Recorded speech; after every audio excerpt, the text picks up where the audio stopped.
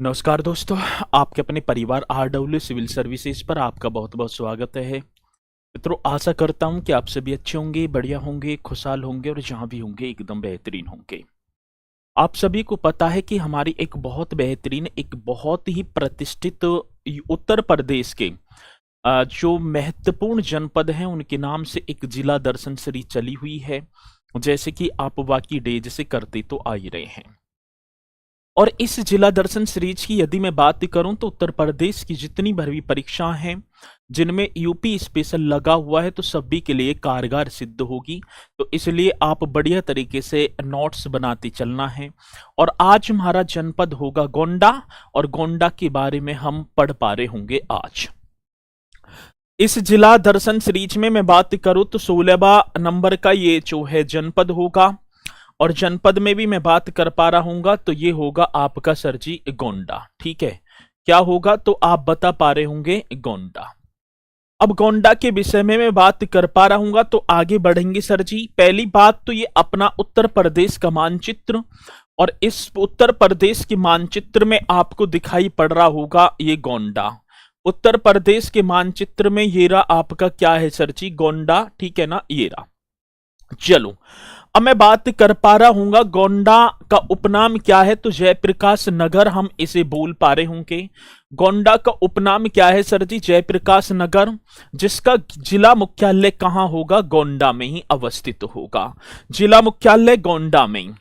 एक जिला एक उत्पाद बोली जाए तो ओडीओपी योजना मैं बात कर पा रहा हूंगा उस योजना की जिसकी शुरुआत 24 जनवरी और वर्ष कब होगा सर जी, 2018 को होती है। 24 जनवरी 2018 को इस योजना की शुरुआत हुई, जिसमें खाद्य प्रसंस्करण दाल के लिए मान्यता प्रदान की गई।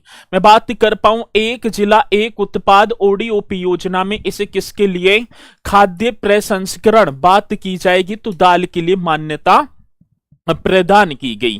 पूछा जाता है क्वेश्चन तो आप बताएंगे भी। ठीक है, अगले क्वेश्चन अगले देखेंगे। इस जनपद में गोंडा जनपद आपको दिखाई पड़ रहा होगा। इस गोंडा जनपद में तहसीलों की संख्या कितनी होगी, 4, जिसमें से करनेलगंज होगा, गोंडा होगा, मनकापुर और तरवगंज। ठीक है, करनेलगंज, गोंडा, मनकापुर और तरवगंज इस जनपद में 4 तहसीलें होंगी। कितनी, 4। ठीक है, चलो। घाघरा एवं सरयू नदी के तट पर स्थित, ऐसे लिखेंगे, नदी के तट पर स्थित गोंडा जनपद का जो प्राचीन नाम था गोनर्द था। बड़ा बेहतरीन क्वेश्चन आ जाता है, प्राचीन नाम की बात आ जाती है तो आप बताएंगे कि गोंडा जनपद का प्राचीन नाम क्या था, गोनर्द था। सर, जो कौशल महाजनपद का भाग था, कौन से महाजनपद की यहां पर बात हो पा रही होगी तो आप बताएंगे कौशल महाजनपद का। तो घाघरा एवं सरयू नदी के तट पर स्थित गोंडा जनपद का प्राचीन नाम क्या होगा मेरे भैया, गोनर्द था। और किस महाजनपद का, तो कौशल महाजनपद का भाग था। प्रमुख पर्यटन एवं ऐतिहासिक स्थलों की यहां पर मैं बात करूं तो श्री स्वामी नारायण मंदिर छपिया, ये आपको स्वामी नारायण मंदिर छपिया दिखाई पड़ रहा होगा, बहुत ही ठीक है ना, मान्यता प्राप्त ये मंदिर होगा। पृथ्वीनाथ मंदिर भी आपका गोंडा में होगा सर जी। और पार्वती अर्गा पक्षी विहार ये आपको दिखाई दे रहा है, जिसे 1990 में मान्यता प्रदान की गई।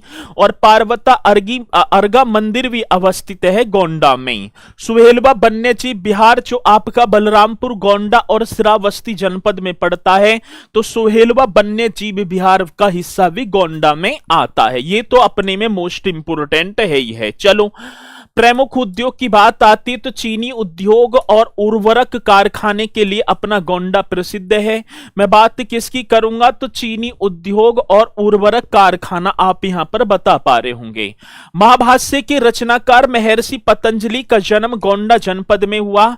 आपने पढ़ा भी होगा सर जी, किसके, जो पुष्यमित्र शुंग के दरबार में रहा करते थे वो महर्षि पतंजलि, जिन्होंने महाभाष्य नामक ग्रंथ की रचना की। और कहां इनका जन्म? गोंडा जनपद, जिसे प्राचीन भारत में गोनर्द के नाम से जाना जाता था।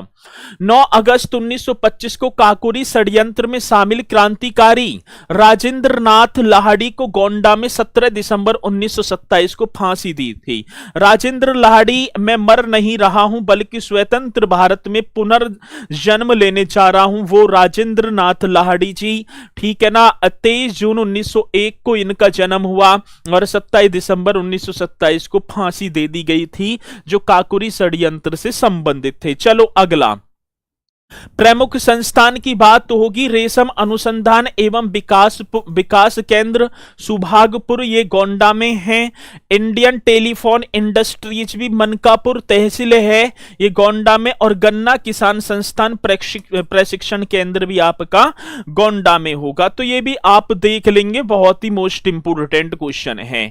उत्तर प्रदेश सरकार द्वारा गोंडा जनपद में जनजातियों के लिए बनटांगिया ग्राम प्रशिक्षण केंद्र, बड़ा बेहतरीन क्वेश्चन है, करंट का क्वेश्चन भी बनेगा कि उत्तर प्रदेश सरकार द्वारा निम्नलिखित में से किस जनपद में बनटांगिया ग्राम प्रशिक्षण केंद्र स्थापित किया है? तो आप बता पा रहे होंगे सर जी, गोंडा जनपद में।